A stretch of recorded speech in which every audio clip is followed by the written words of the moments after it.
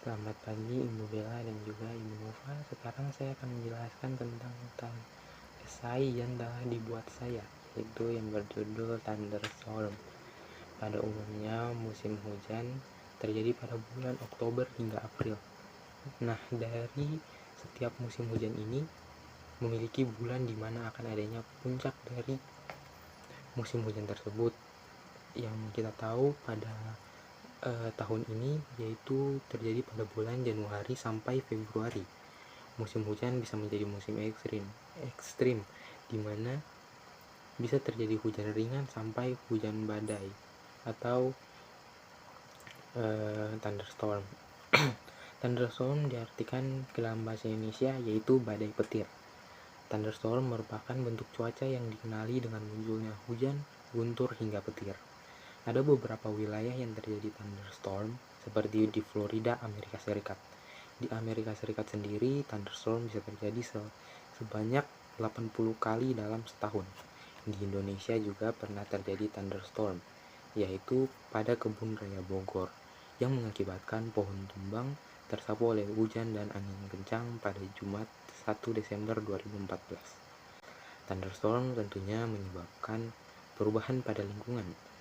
Seperti yang kita tahu, bisa terjadi kebakaran akibat petir yang menyambar pohon yang tercabut karena angin kencang.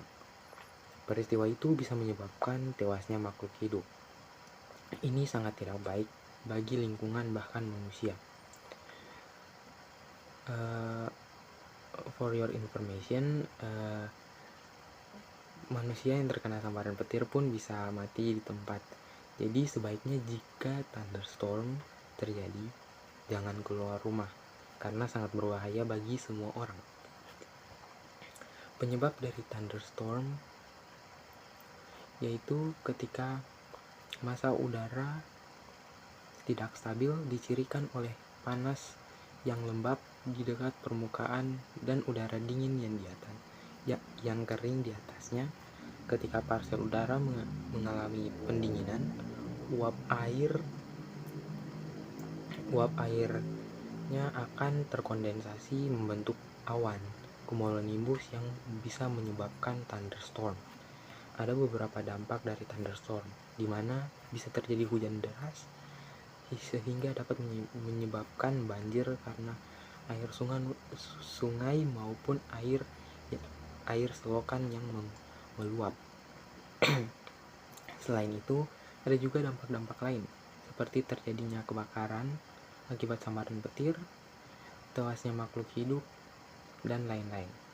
Dari dampak tersebut bisa muncul dampak lagi, seperti punahnya makhluk hidup. Selanjutnya bisa terjadi masalah lagi, seperti dari masalah banjir tersebut bisa berdampak ketika air hujan yang tercampur dengan air kotor dari selokan masuk ke dalam penampungan air bersih masyarakat yang bisa menyebabkan kekurangan air bersih. Namun dengan berjalannya waktu tentunya airnya bisa menjadi bersih lagi dengan menggunakan alat-alat pendukung penyaring air sehingga air dapat dipakai kembali. Dari masalah tersebut tentunya harus ada tindakan-tindakan untuk mencegah maupun mengatasi masalah tersebut. Seperti pencegahan untuk thunderstorm ini yaitu seperti sebaiknya ketika terjadi thunderstorm kita tidak keluar rumah. Yang harus kita lakukan benar, yaitu harus tinggal di dalam rumah selama terjadinya thunderstorm. Karena thunderstorm itu sangat berbahaya, bahkan bisa memakan korban jiwa. Pencegahan selanjutnya yaitu ketika thunderstorm kita harus mencari tempat untuk berlindung. Seperti jangan memegang barang yang terbuat dari logam, jauhi jendela, dan jangan berdiri dekat pohon maupun tempat yang tinggi karena kemungkinan terkena sambaran petir sangat tinggi dan bisa menewaskan semua makhluk hidup dalam sekejap. Umumnya petir menyambar tempat yang tinggi seperti bukit. Karena itu jauhilah ketika terjadinya thunderstorm.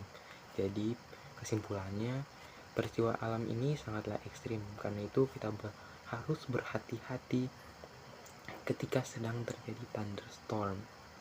Ya, sekian dari esai yang telah saya presentasikan. Selamat pagi dan shalom. Terima kasih, Bu.